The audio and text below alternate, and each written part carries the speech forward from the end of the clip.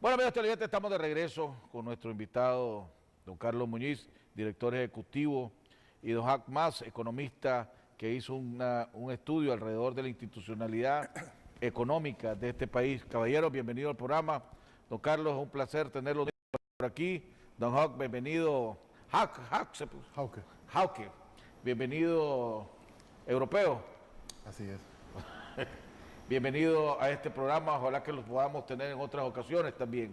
Don Último Jaime, informe. muy buenos días, muchas gracias por tenernos acá, esta oportunidad de conversar con usted sobre nuestro informe de coyuntura económica y nuestro nuevo informe de institucionalidad económica. El informe, leyendo el informe que ustedes presentaron, el año termina más o menos como ustedes lo habían pronosticado, un crecimiento alrededor del 4 y pico por ciento, no mayores sorpresas, diría yo, pero... Así es, el año nosotros estamos proyectando un 4,5%, que está muy cerca al 4,75% del Banco Central. No han habido, como usted dice, mayores sorpresas. La inflación está bajando a un 6%, que es una tasa alta todavía, pero por lo menos está hacia la baja. Nosotros pensamos que el empleo puede estar creciendo entre un 3,3 y 3,8%. La conducción macroeconómica continúa favorable en el sentido de que el gobierno muestra un balance. La deuda pública continúa bajando. Las reservas se mantienen a niveles confortables en relación a la base monetaria y a los depósitos, lo que significa que si hubiese algún problema de liquidez por parte de los bancos o retiro de dinero del público, el Banco Central está en capacidad de manejarlo. Por supuesto, no todo es color de rosa. Como hemos conversado muchas veces acá, Nicaragua tiene que crecer a tasas de 7-8% para comenzar a reducir la brecha con Centroamérica y reducir la pobreza más rápidamente. También, aunque la deuda pública, tanto la externa como la interna, continúa hacia la baja, la deuda privada continúa subiendo con relación al producto, ya están más o menos paralelas. Y eso es un tema que hay que seguirlo de cerca también, pues la evolución, porque el país hay que verlo en su conjunto, no necesariamente solo sector público o sector privado. También ya hay indicios de cierta desaceleración de la economía. Si uno ve los últimos 12 meses, nota que el indicador de actividad económica del Banco Central creció 5,2%. Si uno ve los últimos 9 meses, o sea, enero, septiembre, los últimos 9 meses para los cuales hay datos, el crecimiento está en 4,7%, pero si uno busca sacar la tendencia de la actividad económica y la corrige por factores transitorios o estacionales, ve como el crecimiento mensual, o sea, enero, febrero, etcétera, ha bajado de algo así como 6% al comienzo del año, a algo así como 3,5% a septiembre, ¿no?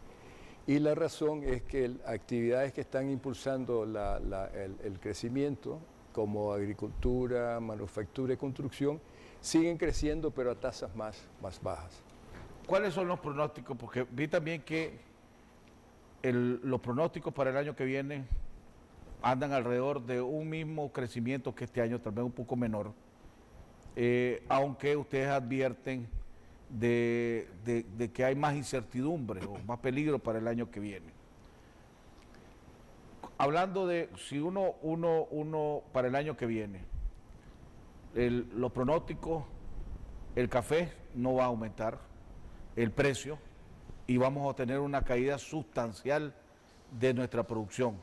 El último informe de Cetrex en noviembre de este año habla de que de acuerdo a la economía, a la producción del año pasado en noviembre, equivalente a este noviembre, la producción del café se redujo en un 80%. O sea que, no siendo noviembre el más que más café sale, pues, pero comparado a noviembre del año pasado, la producción fue de un 80%. Todos los directivos de los cafetaleros hablan que va a haber una reducción de la producción del café alrededor de un 30 a 40%. Me decían del azúcar, probablemente el precio, aunque la producción va a ser mayor, pero el precio del azúcar va a andar alrededor de 16, 17 dólares el año que viene. El maní va a caer, o sea, los principales productos del sector agropecuario van a estar precios por debajo, van a seguir precios bajos.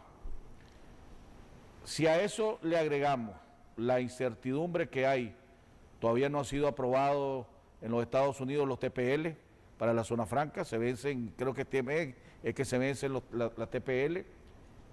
El Seguro Social, el presidente del COSEP anunció que hay un acuerdo en el cual el 1%, va a haber un 1% más del aporte patronal, pero no logró, aunque eso no lo ha dicho él, pero tengo entendido, de acuerdo a mi fuente, que el sector privado quería amarrar las dos cosas, la reforma al Seguro Social como con un congelamiento de las negociaciones del salario mínimo. Pues en los últimos 5 años el salario mínimo se ha aumentado más del 40, 50%, si no me equivoco, y la economía nacional no aguanta otro crecimiento, otra negociación del 20%. Entonces la pregunta es, ¿basado en qué ustedes mantienen, igual que otras, que el Banco Central? Bueno, el Banco Central y el gobierno hablan del 5.5% de crecimiento del año que viene, mantienen esa cifra. Sí. Bueno, es muy interesante cómo usted introdujo este tema, porque este es el tipo de análisis que nosotros hacemos antes de hacer las proyecciones. Entonces, nuestras proyecciones las estamos haciendo en un contexto externo que se está caracterizado por un crecimiento muy lento de las economías avanzadas. Estados Unidos un poquito más, pero todavía son crecimientos del 2,5%, por ejemplo, para el próximo año.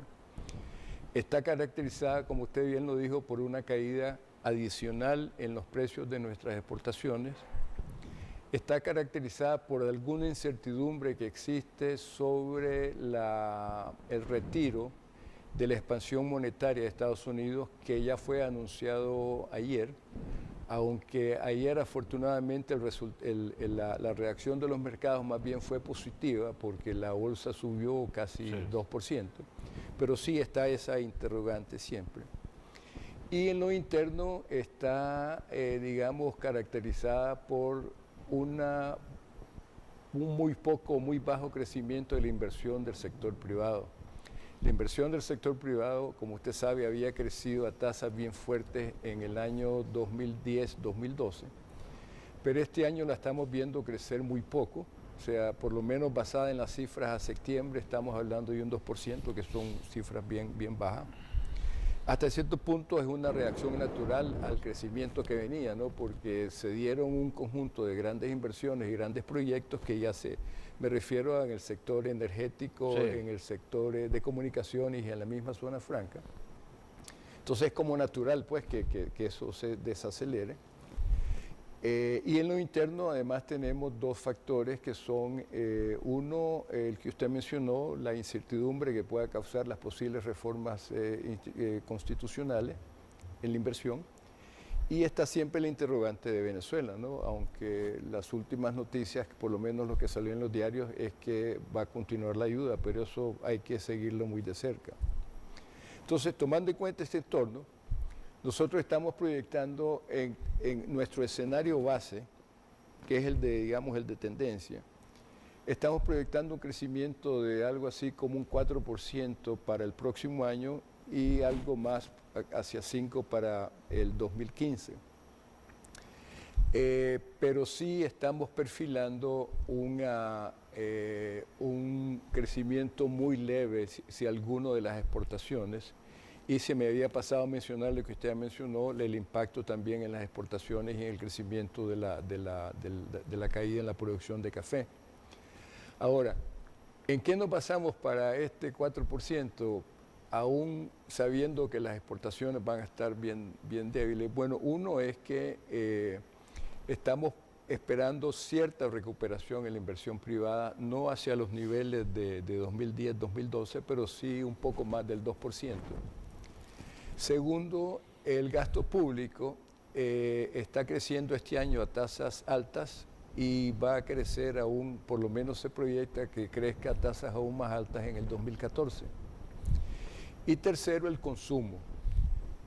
¿Por qué el consumo? Bueno, porque en parte las remesas posiblemente crezcan el año que viene con el mayor crecimiento de Estados Unidos. Nosotros hemos visto que el crecimiento de las remesas, por lo menos las que provienen de Estados Unidos, es mucho más alto que el crecimiento de la economía estadounidense. O sea, en la medida que crezca más la economía estadounidense, crecen más las remesas. Ahora bien, este es nuestro escenario base. Pero, como mencionamos, hay varios riesgos latentes y también hay oportunidades. En el tema de los riesgos, nosotros simulamos, porque nosotros lo que queremos es darle al público y a ustedes como un rango, un abanico para que sepan por dónde. No pretendemos tener una ciencia de esto, sino más bien simulaciones. Si esto pasa, ¿qué podría pasar?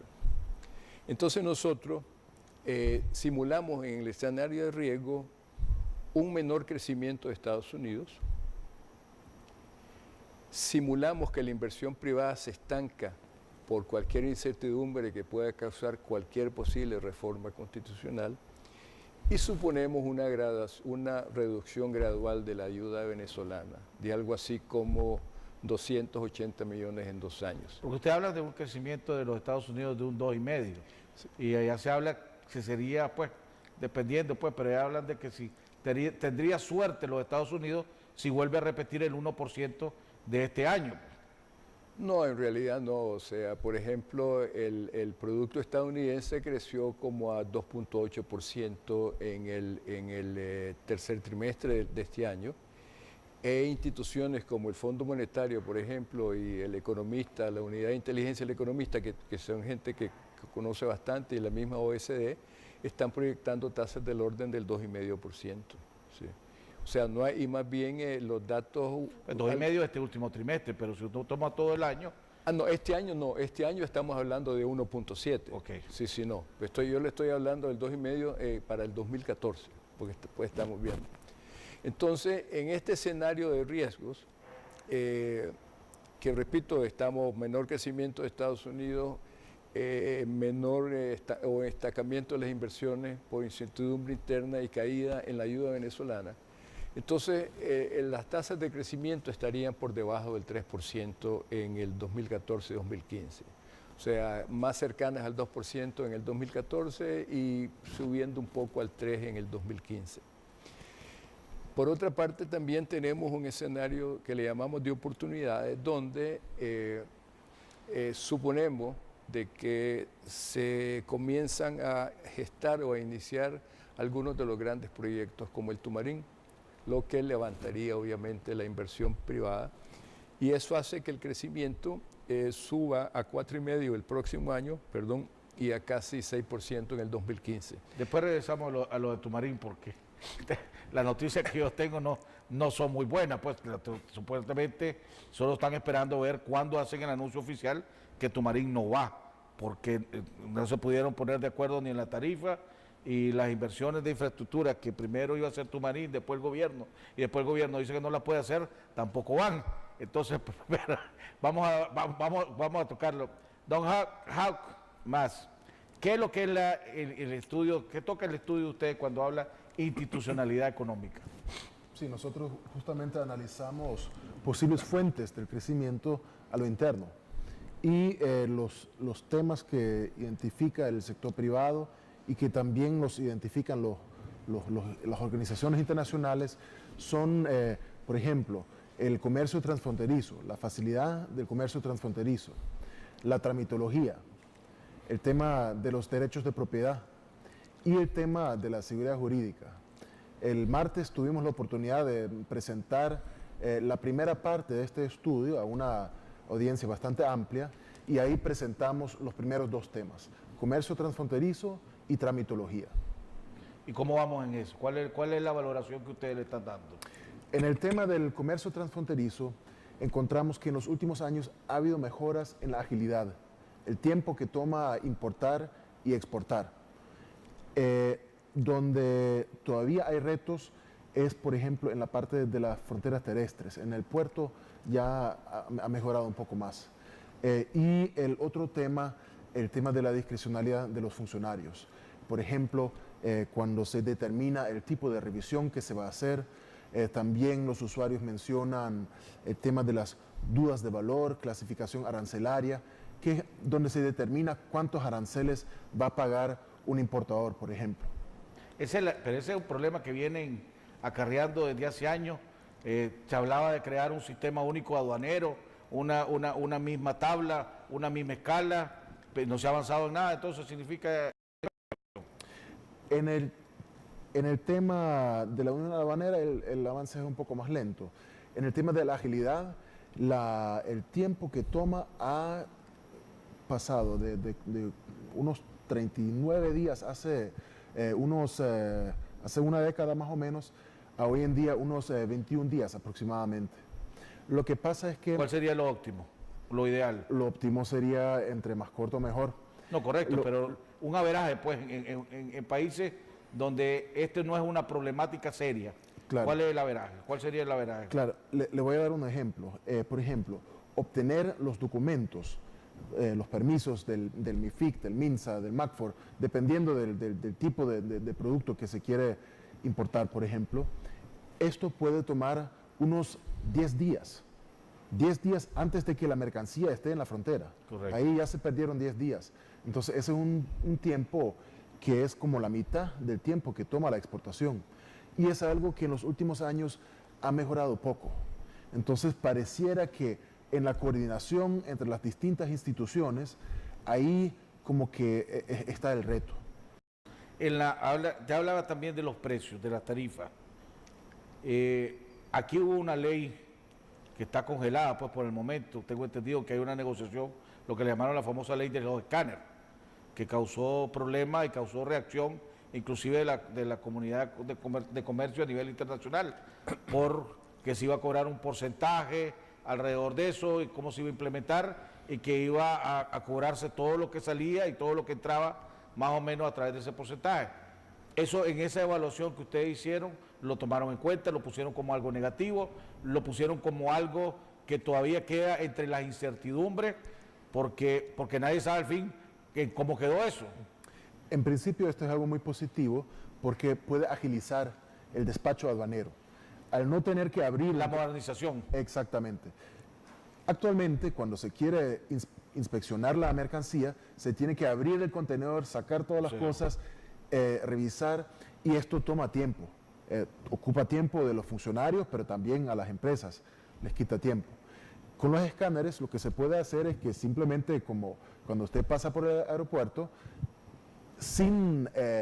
de manera no intrusiva, como lo llaman, se puede revisar la mercancía. Entonces, eso tiene mucho potencial de mejorar los tiempos. Obviamente, al inicio puede que se tengan que establecer las rutinas y que al inicio dilate un poquito más, pero al final puede ser algo muy positivo. Donde está la pregunta en este momento es cómo se va a pagar por ese tipo de servicio.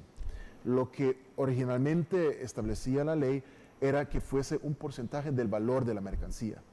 El problema es cómo ponerse de acuerdo cuál es el valor. Y eso pudiese ser una fuente de incertidumbre. Lo que tenemos entendido es que se está revisando esto y la intención es que sea una suma fija por contenedor. Y de esta manera se ahorra ese tipo de discusión. Después habló de la seguridad jurídica. ¿Cuál es la valoración que el estudio le dan a la seguridad jurídica de este país? Nosotros en cada uno de los capítulos analizamos 3 dimensiones. La dimensión de la confianza que inspira en el usuario, la dimensión de la agilidad, el tiempo que toma y también donde hay datos, la dimensión del costo. En la parte de la agilidad vemos que el sistema judicial está mejorando. Por ejemplo, en Managua y Matagalpa se implementó un nuevo modelo de gestión de despacho judicial que ha agilizado mucho los procesos. También pudiésemos mencionar, por ejemplo, hacia el futuro, cuando se apruebe el nuevo Código Procesal Civil, eso pudiese acelerar un poco los procesos, ¿no? Cuando se revisen, por ejemplo, ciertos tipos de medidas que podrían permitir reducir las tácticas dilatorias.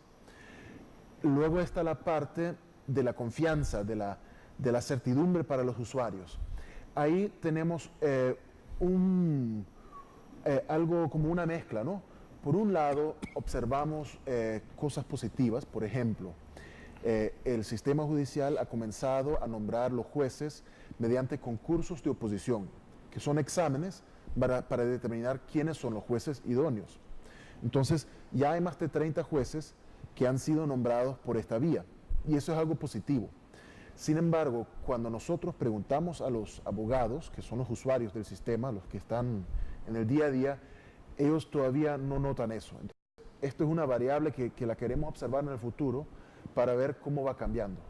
Los abogados por momento sienten que hay limitaciones en la independencia externa y la interna del sistema judicial. La externa significa cómo el Poder Judicial está frente a los demás poderes del Estado, frente al Ejecutivo, al Parlamento. ¿Hay independencia o no hay independencia? ¿Ustedes midieron que tráfico de influencia? Lo que nosotros identificamos es que los abogados sienten que todavía los jueces, por ejemplo, están subordinados a los magistrados. Entonces, esa es una queja y nosotros queremos analizar en el futuro si esto va cambiando con estas nuevas medidas, por ejemplo, el tipo de nombramiento que se hace o cómo se maneja el régimen disciplinario de los jueces. Cuando usted hace un estudio, y el doctor Muñiz habló de las reformas constitucionales, el sector privado, una de las preocupaciones que tenía o tiene, me imagino, con estas reformas constitucionales, era que una de estas reformas le daban un poder al presidente alrededor de decretos administrativos. Y me decían a mí, gente del sector privado, inversionista, que eso le da un sabor feo a un inversionista porque podría significar que las reglas del juego te la cambia el presidente en cualquier momento a través de un decreto administrativo. En esa valoración que ustedes hicieron sobre la institucionalidad económica, ¿eso afecta negativamente o no afecta? ¿O ustedes no entraron en eso? Nosotros entramos en eso cuando emitimos un comunicado sobre el tema de la reforma y precisamente teníamos esa inquietud de que pudiera afectar la confianza o la percepción del sector privado, particularmente porque decía decretos administrativos con fuerza de ley. De ley, sí. En lo que se aprobó, se le quitó lo de fuerza de ley, pero todavía queda un poco ambiguo. No me acuerdo la redacción precisa, ¿te acordás? Decretos administrativos, decretos generales administrativos. O sea que esos generales queda muy abierto. Exactamente, sí. Eso sigue siendo una preocupación para ustedes. Claro, sí. Pues habría que ver cómo se define eso un poco, ¿no? Porque a nosotros lo que tenemos que hacer es precisamente mejorar el clima de negocios, reducir incertidumbre, reducir los riesgos. En estas evaluaciones que ustedes hicieron, ustedes hicieron como una tabla indicativa alrededor de que, en transparencia, siendo uno el peor, 10 el mejor, en independencia de poderes, siendo uno el peor, 10 el mejor, en discrecionalidad o el abuso de la discrecionalidad, ¿hicieron escala o no hicieron una escala como para saber, bueno, en este estudio estábamos en 5, 6, 7, por ejemplo, en el próximo estudio mejoramos o empeoramos, o no hicieron una escala? Lo que nosotros hacemos es recopilar indicadores internacionales que sí ubican Nicaragua en diferentes rangos. Por ejemplo, el Foro Económico Mundial hace análisis y tiene como unos 100 indicadores, donde miden diferentes cosas, desde las instituciones hasta la infraestructura, el tipo de sistema educativo, entran en todo. Y ellos ubican a Nicaragua en lo que llaman pilar institucional, que es todo lo que tiene que ver con la parte institucional del clima de negocio. A Nicaragua la ubican en el rango 100 de 148 países, si no me equivoco. Entonces, esto nos da una idea de dónde está Nicaragua. Nosotros, en cada uno de los temas, tratamos también de recopilar estos análisis internacionales. Sin embargo, el informe trata de ir más allá, porque a veces es un poco simplista ponerle un número y dejar el análisis ahí. La idea era profundizar, identificar dónde están los pegones y también hacer propuestas de mejora. Comparado con los otros países de Centroamérica, pongamos, con Honduras, con El Salvador, con Guatemala, nosotros tenemos mucho que mejorar, estamos más o menos iguales, ¿verdad? O estamos mejores.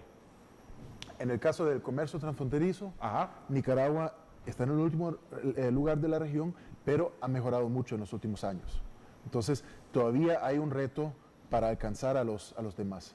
En el tiempo para registrar una empresa también Estamos en último. en el último lugar. En el tema de la confianza en el sistema judicial, por ejemplo, ya estos son indicadores más de percepciones, donde también se ha visto, por ejemplo, en las encuestas que se hacen a empresarios, se ha visto una mejora, pero todavía el país está, por ejemplo, por debajo de los demás países. Entonces ahí, pero la tendencia fue positiva en los últimos años a partir del 2010 aproximadamente. ¿Qué peso tiene esto, don Carlos?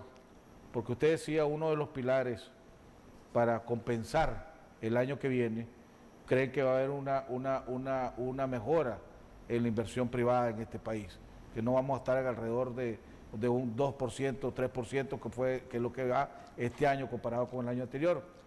¿Qué tanto peso tiene lo que el señor Hawk acaba de decir ahorita sobre que ocupamos el puesto número 100 a nivel mundial en la tabla? Somos los últimos en la parte de discrecionalidad, de transparencia, de manejo, de independencia. ¿Qué tanto pesa eso en un inversionista a la hora de decir, hombre, voy a tomar Nicaragua, me atrae, hombre, hay un potencial enorme, etcétera, etcétera, todo lo bueno que tenemos, pero, boom? Sí, es uno, perdón, es uno de los factores que los inversionistas obviamente toman en cuenta. Quizás un poco de antecedente, ¿no? Nosotros nos metemos, FUNIDE se mete en estos temas porque la institucionalidad es básica para el bienestar de los países, o sea, el bienestar personal y el bienestar económico. Uno de los gráficos que más impacta en este estudio es que analizamos el nivel de institucionalidad medido por el pilar de institucionalidad del Foro Económico Mundial y el ingreso por habitante de los países, que es un indicador muy bueno de bienestar. No es lo único en la vida, pero sí te da una buena base. Entonces vemos cómo los países que tienen mejor institucionalidad son los países que tienen mayor desarrollo, los países nórdicos, Estados Unidos, en América Latina, Chile. Ese es un punto.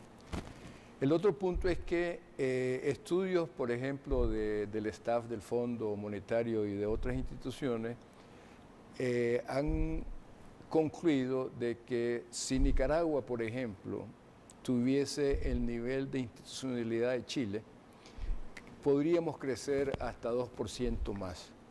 Por supuesto, no necesariamente ni mañana ni pasado mañana, ¿no? Pero sí buscando ya un mediano plazo. Entonces, nosotros en FUNIDE y como otras instituciones también opinamos de que para acelerar el crecimiento de Nicaragua, como creemos que se necesita, creo que mencioné al comienzo, irnos hacia un 7-8%, sí, necesitamos movernos en varios frentes. Necesitamos mejorar nuestra infraestructura, necesitamos mejorar nuestra educación, nuestra salud, pero también y fundamentalmente necesitamos mejorar nuestra institucionalidad, que pasa desde temas de Estado de Derecho, de gobernabilidad, hasta temas de regulación. Entonces, en la medida que nosotros mejoremos nuestra institucionalidad, vamos a reducir los costos de producir del país, vamos a reducir la incertidumbre que puedan tener los inversionistas, vamos a mejorar la confianza, vamos a reducir el riesgo país. Y también una mejor institucionalidad hace que otras cosas caminen mejor. ¿Por qué? Porque el funcionario público se siente que debe responder, se siente que lo van a medir, se siente que va a ser un servidor, un facilitador de los negocios. Entonces, en este primer informe, nosotros lo que estamos haciendo es como presentar una radiografía de dónde estamos en diferentes temas y precisamente uno de los objetivos es lo que usted mencionó, ir viendo cómo se va mejorando. Si vamos mejorando, ¿no? Y esto es una contribución unida al país. O sea, aquí lo que nos anima es que las cosas se mejoren, no es estar criticando, sino más bien dando una visión de cómo se ven las cosas bajo el punto de vista de los organismos internacionales que miden competitividad, bajo el punto de vista de los empresarios nicaragüenses, porque Jauke y su equipo realizaron un conjunto de entrevistas con empresarios, gremios, funcionarios públicos, que por cierto tuvimos muy buena receptividad por parte de los funcionarios públicos. También se hizo una encuesta de abogados. Déjeme hacer una pregunta. Si un grupo de inversionistas extranjeros quiere invertir en Nicaragua y llaman a Funides y les dicen, hombre, para nosotros es muy importante la institucionalidad y el Estado de Derecho, que las reglas del juego estén bien claras y que no haya, y que sepamos que si hay algún problema se va a resolucionar por la vía que debe de ser y no por los conectes, los padrinos o etcétera. Si tuviera que valorar la institucionalidad y el Estado de Derecho, del 1 al 10, siendo el 1 el peor y el 10 el mejor, ¿dónde está Nicaragua ahorita en institucionalidad y Estado de Derecho? Como dice Jauke, eso no, o sea, es difícil ponerle una, no recuerdo cómo lo valora el Foro Económico Mundial, pero no, o sea, a los inversionistas hay que tener una perspectiva global. O sea, Nicaragua tiene muchas ventajas. Tenés estabilidad macroeconómica, tenés relativa seguridad ciudadana, tenés una apertura comercial, tenés un ambiente favorable de incentivos, tenés una institución como ProNicaragua que promueve, pero también tenemos debilidades en infraestructura y tenemos debilidades institucionales. Tengo que ir a un cambio. Cuando regresemos, hace unos días tuve aquí la oportunidad de todas las semanas tengo a diferentes economistas, analistas políticos, etcétera, en el programa. Y usted mencionó el tema de la inflación. Y decía Oscar René Vargas y el doctor Noel Vidaurre que la inflación alimentaria, esas fueron las palabras que usó, anda alrededor del 18% en este país. Y que eso afecta directamente al pueblo, al más necesitado. Anda tan alta la inflación alimentaria, eso es un impacto negativo. Usted hablaba también de la inversión de la que se iba a mejorar. Le dejo estas dos preguntas.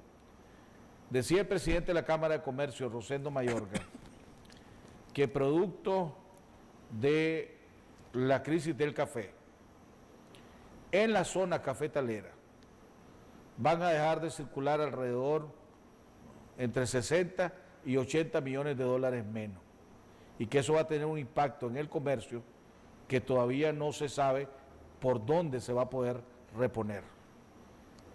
¿Eso ustedes coinciden con eso? ¿No están de acuerdo? Si es así, ¿va a tener impacto? ¿Y qué tipo de impacto? Y decía Néstor Avendaño, que tuve la oportunidad de tenerlo ayer en el programa, que si el proyecto Tumarín no va, eso significa 1.3 de caída automáticamente en las proyecciones de crecimiento en el país.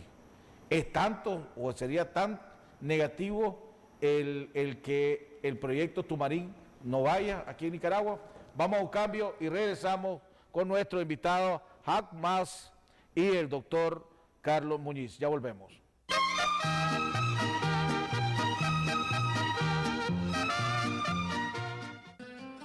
Agroalfa, enriquecemos tus cultivos.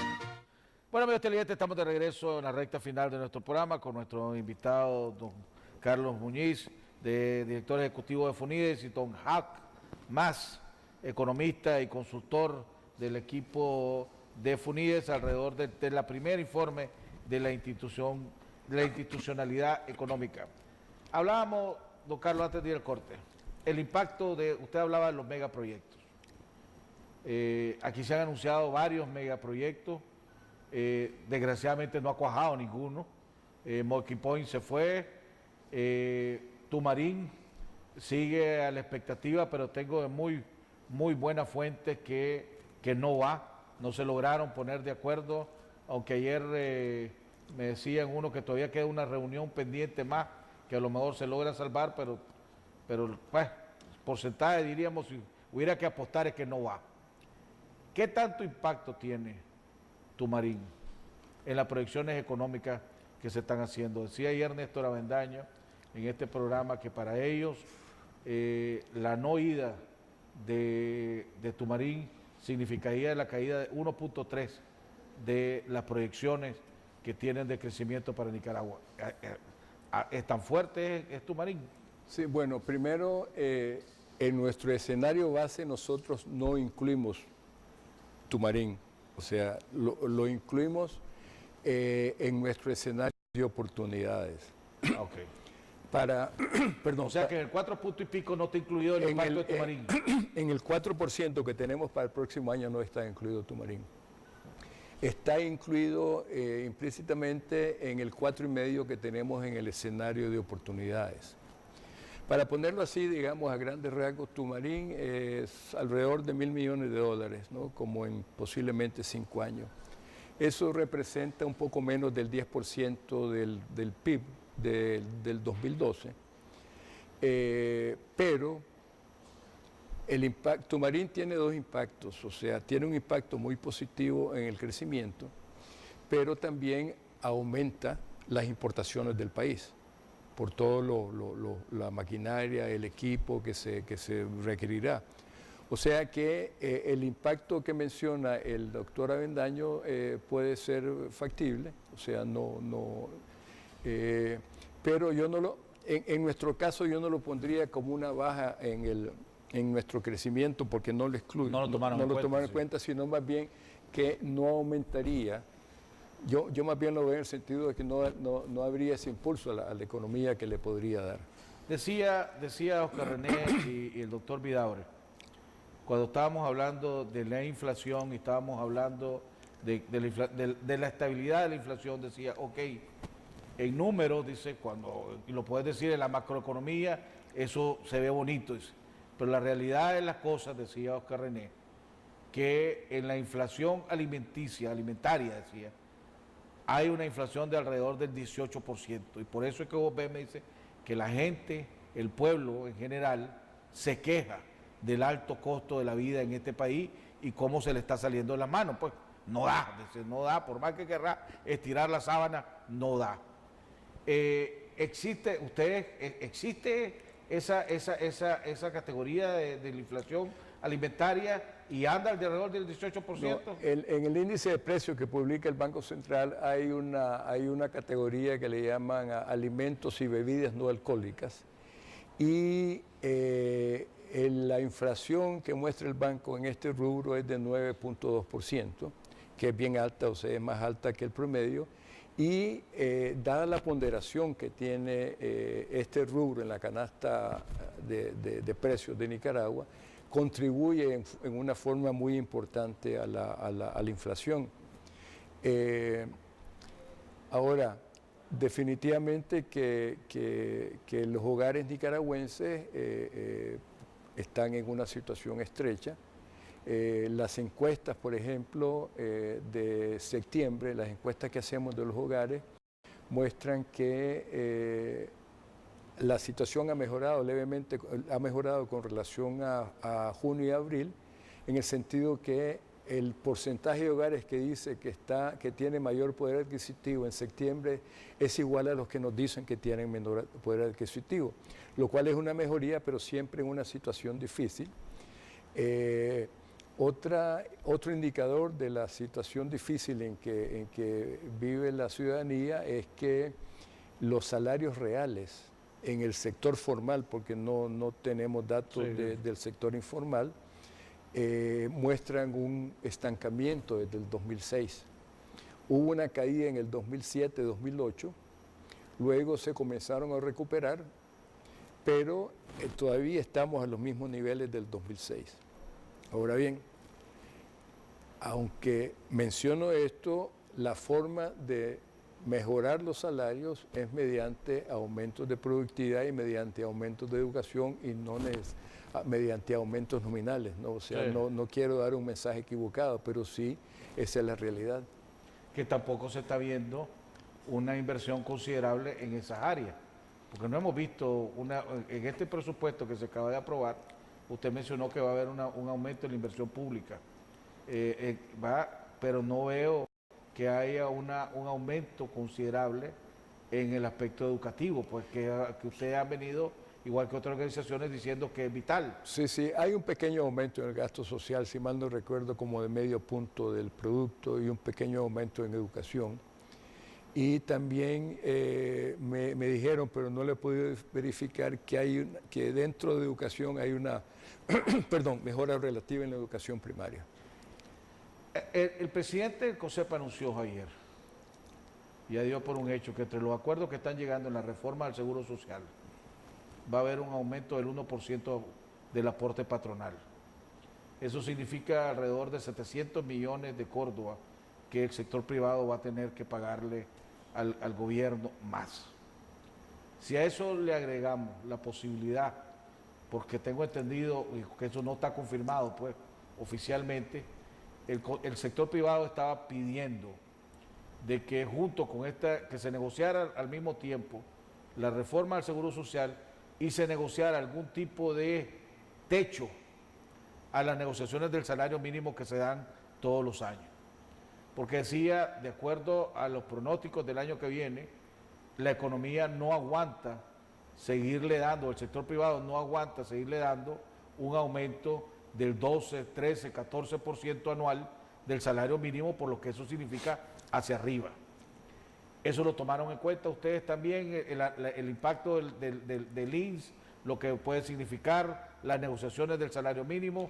Sí, nosotros en las proyecciones tanto del crecimiento como de la inflación suponen que los salarios suben en línea con la productividad de la economía, ¿no?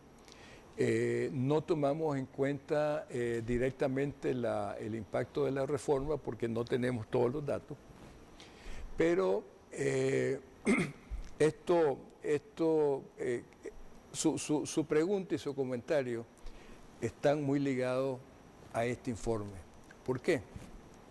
Porque los salarios no pueden subir continuamente por encima de la productividad. Sí. Eso es una realidad económica y el presidente del COSEP tiene toda la razón. Por otra parte, necesitamos mejorar las condiciones de vida de la ciudadanía. Entonces, lo que necesitamos es mejorar la competitividad de la empresa privada nicaragüense para que tenga más holgura y para que los salarios puedan subir más. ¿Y qué significa mejorar la competitividad? Además de los factores que estamos hablando de mejor infraestructura, significa, por ejemplo, reducir el tiempo que están las mercancías en los puertos, en las aduanas, reducir el tiempo que toma pasar una aduana, reducir el tiempo y el costo que toma abrir una empresa, reducir el tiempo que toma pagar impuestos, que por cierto, ese es un área donde Nicaragua está mucho mejor que el resto de los países, pero quizás podemos mejorarla, agilizar todos los trámites. O sea, estas son cosas que tienen un impacto directo en la situación de competitividad del sector privado y en los salarios. Por eso es que nosotros siempre hemos insistido, mejoren productividad para mejorar salarios. Se hablaba también entre los riesgos que puede haber de la posibilidad de que Vietnam entre al mercado de los Estados Unidos de lleno, y se le permita, pues, y un bloqueo un bloqueo que había alrededor de Vietnam pueda ser superado y eso haría sería un fuerte golpe a las zonas francas nacionales. ¿Usted lo ve viable que Vietnam entre al mercado de los Estados Unidos en la parte de zona franca o eso va a ser bloqueado al fin y al cabo? No es un tema que he tocado, le mentiría, pues no me gusta dar respuestas así al aire. Pues una última pregunta para comentarios finales de ustedes. Usted hablaba de la tasa de empleo que ha venido creciendo del 3 y pico, 4%. Cifra, aquí se hablaba... el crecimiento del empleo. El crecimiento del empleo. Aquí se hablaba, siempre pues lo que he oído es, aquí entran alrededor de 100 a 150.000 personas todos los años a reclamar empleo. ¿Cuántos empleos se han estado creando al año? En cifra, pues más o menos, no por porcentaje, en cifra más o menos. Estaremos compensando lo que se está llegando, lo que está reclamando. Y la